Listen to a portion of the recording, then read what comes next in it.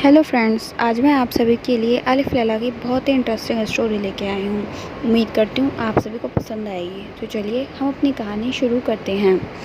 फारस देश भी हिंदुस्तान और चीन के समान था और कई नरेश उसके अधीन थे। वहाँ का राजा महाप्रतापी और बड़ा तेजस्वी था और न्यायप्रिय होने के कारण प्रजा को प्रिय था। उस बादशाह के दो बेटे थे, जिनमें बड़े लड़के का नाम शहरयार और छोटे लड़के का नाम शाहजहाँ था। दोनों राजकुमार गुणवान, वीर, धीर और शीलवान थे। जब बादशाह का देहांत हुआ तो शहजादा शहरयार गद्दी पर बैठ गया और उसने अपने छोटे भाई को, उसे जिसको वह बहुत मानता था, तातार देश का राज्य, सेना और खजाना दिया।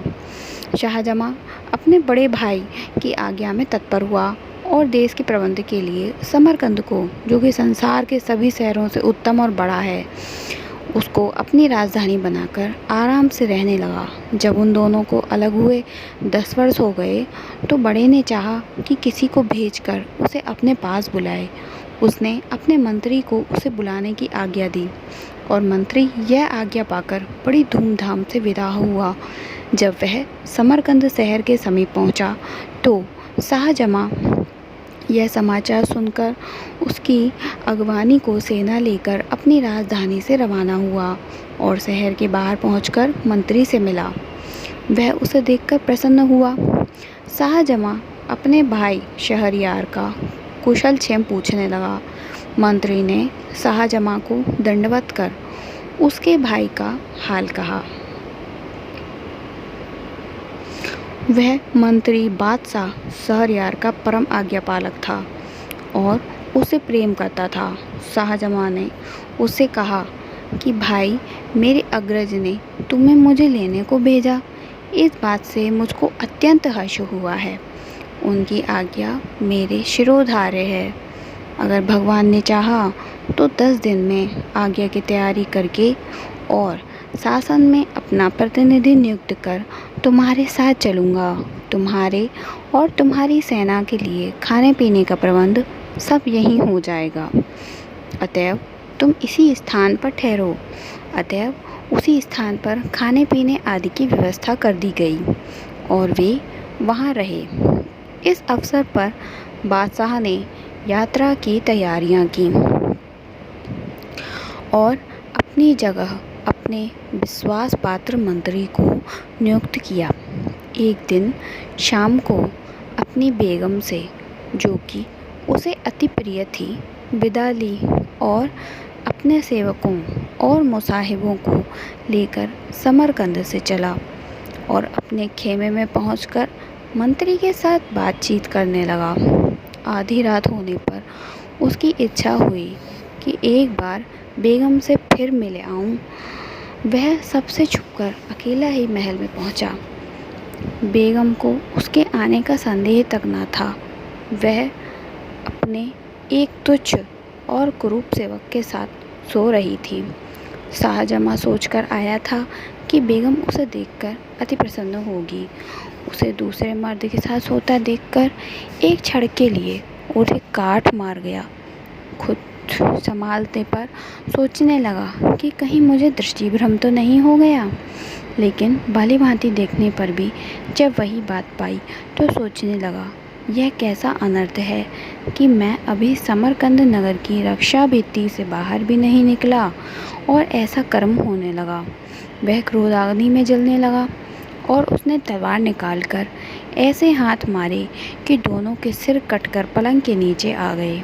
इसके बाद दोनों शवों को पिछवाड़े की खिड़की से नीचे गड्ढे में फेंककर वह अपने खेमे में वापस आ गया। उसने किसी से रात की बात न बताई। दूसरे दिन प्रातः ही सेना चल पड़ी। उसके साथ के और सब लोग तो हंसी खुशी रास्ता काट रहे थे, किंतु शाहजहाँ अपनी बेगम के पाप कर्म को याद करके दुखी रहता था और दिनों दिन उसका मुंह पीला पड़ता जाता था। उसकी सारी यात्रा इसी कष्ट में बीती कि जब वह हिंदुस्तान की राजधानी के समीप पहुंचा और शहरयार ने यह सुना तो वह अपने सारे दरबारियों को लेकर शाहजहाँ की अभ्यर्थना के लिए आया। जब दोनों एक दूसरे के पास पहुँचे तो अपने अपने घोड़े से उतरकर गले मिले और कुछ देर तक एक दूसरे की कुशल से पूछकर बड़े समारोह रवाना हुए। शहरयार ने शाहजहाँ को उस महल में ठहराया जो उसके लिए पहले से सजाया गया था और जहाँ से उद्यान दिखाई देता था। वह महल बड़ा और राजाओं के स्वागत योग्य था। फिर शहरयार ने अपने भाई से स्नान करने को कहा। शाहजहाँ ने स्नान करके नए कपड़े पहने और दोनों भाई महल के मंच पर बैठकर देर तक वार्तालाप करते रहे। सारे दरबारी दोनों बादशाहों के सामने अपने अपने उपयुक्त स्थान पर खड़े रहे। भोजनोपरांत भी दोनों बादशाह देर तक बातें करते रहे और जब रात बहुत बीत गई तो शहरयार अपने भाई को आतिथ्य गृह में छोड़कर अपने महल को चला गया। शाहजहाँ फिर शोकाकुल होकर अपने पलंग पर आंसू बहाता हुआ लेटता रहा।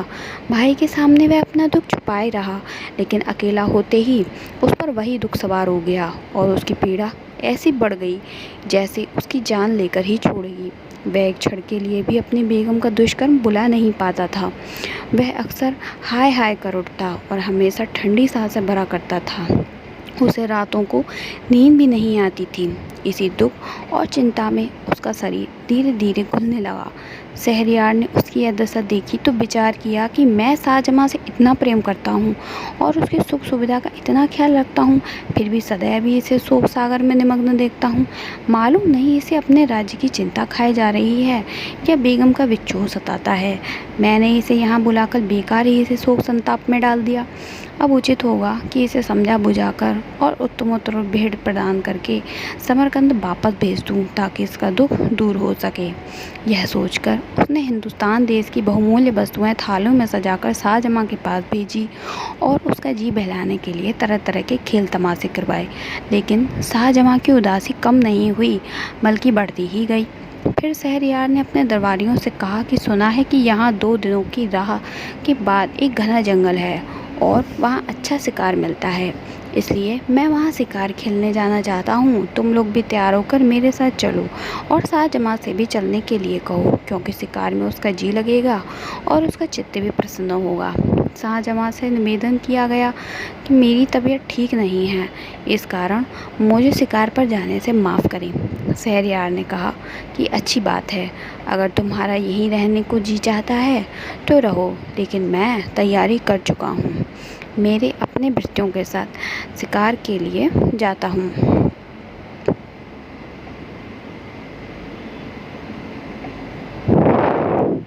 शहरयार के जाने के बाद शाहजहाँ ने अपने निवास स्थान के द्वार अंदर से बंद कर लिए और एक खिड़की पर जाकर बैठ गया। वहाँ से शाही महल का उद्यान दिखाई देता था।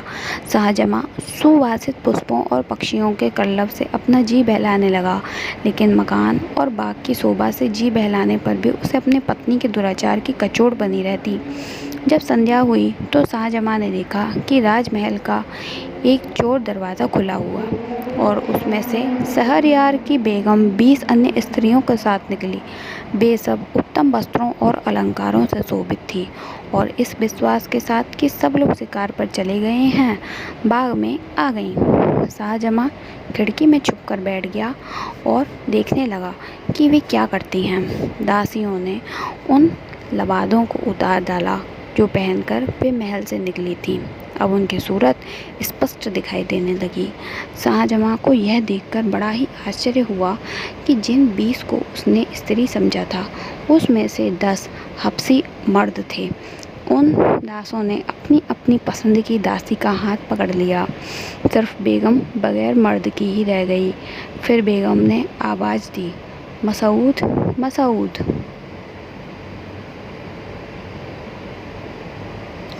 तो दोस्तों, आज के लिए इतना ही। आगे की कहानी सुनने के लिए प्लीज़ मेरे चैनल को सब्सक्राइब करें और मेरी कहानी कैसी लगी कमेंट बॉक्स में ज़रूर बताएं। पसंद आई हो लाइक करें, ज़्यादा से ज़्यादा लोगों में शेयर करें। इसका अगला पार्ट लेकर मैं कल ज़रूर आऊँगी। उसके लिए आप मेरे चैनल को ज़रूर सब्सक्राइब करें, जिससे कि मेरा नया पार्ट जल्द से जल्द आप तक पहुँच सके। आज के लिए इतना ही। कल फिर मिलेंगे अपनी बची हुई कहानी को पूरा करने के लिए। तब तक के लिए धन्यवाद।